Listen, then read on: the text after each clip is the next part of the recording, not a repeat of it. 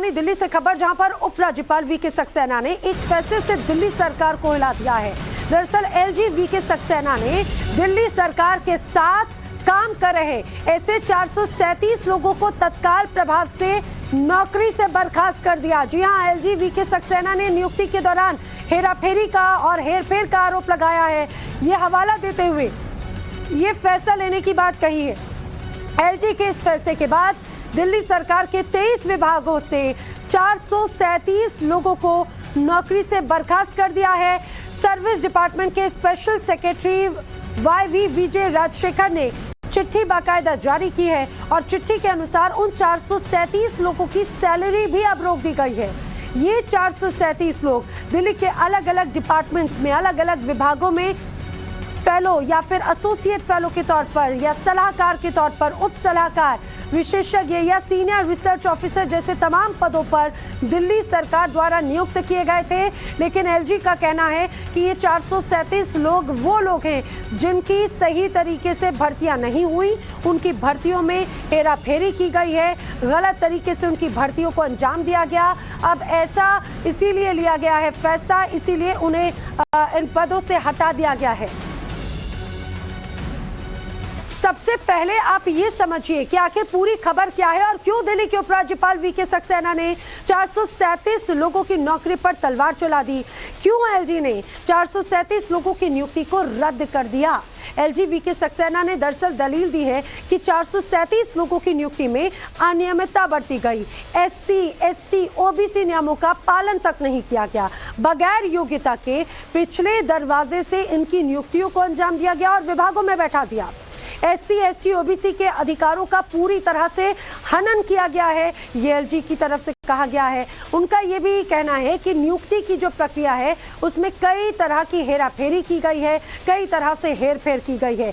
LG house की तरफ से आरोप ये भी लगाया गया है कि आम आदमी पार्टी की सरकार ने अनुसूचित जाति, अनुसूचित जनजाति और ओबीसी के लोगों को उनके संवैधानिक अधिकारों से वंचित करके आरक्षण के संवैधानिक प्रावधानों का उल्लंघन किया और प्राइवेट लोगों को बगैर योग्यता, बगैर अनुभव के पूरा किए उन्हें पिछले दरवाजे से नियुक्त कर दिया।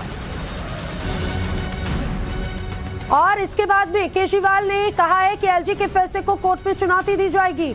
एलजी दिल्ली को बर्बाद करने पर तुले हैं।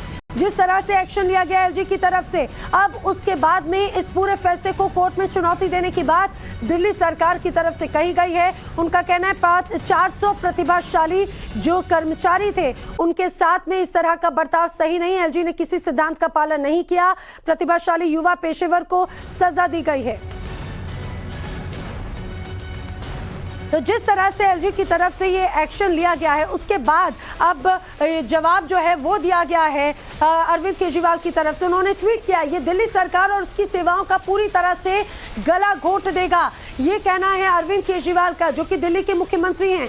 उनका कहना है मुझे नहीं पता कि ये सब करके माननीय एलजी को आखिर क्या हासिल होगा। ये वो ट्वीट कर रहे हैं। वो आगे लिखते हैं कि मुझे उम्मीद है कि माननीय सुप्रीम कोर्ट इसे तुरंत रद्द कर देगा। यानी ये स्पष्ट हो चुका है कि वो अब इस पूरे फैसले को आगे कोर्ट में चुनौती देंगे। और उनका ये भी कहना है कि ये इस तरह से दिल्ली की जो व्यवस्था है उसका गला घोटने का काम कर रहे हैं। पुलकित नागर ज्यादा जानकारी के साथ हमारे साथ में जुड़ रहे हैं। पुलकित, जरा समझाइए कि 437 लोगों को अगर उनकी नियुक्ति बर्खास्त कर दी गई है, नियुक्ति रद्द कर दी गई है, किस तरह से एक्शन लिया गया और क्या दलीलें दी गई हैं, किस आधार पर ये एक्शन लिए गए हैं?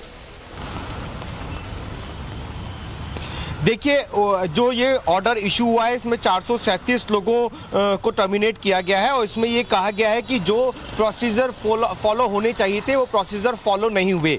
उपराज्यपाल से इसकी इजाज़त नहीं ली गई। इसी के अलावा कई और दलीलें दी गई हैं कि किस तरीके से जब ये भर्ती की गई तो तमाम जो नियम थे उनका पालन नहीं किया गया, संवैधानिक प्रावधान का पालन नहीं किया गया। इस तरीके से के ये ऑर्डर थे और 437 लोगों को लेकर अब जो जो आपकी सरकार कह रही है वो ये कह रही है कि इसे लेकर वो अदालत में चुनौती देंगे।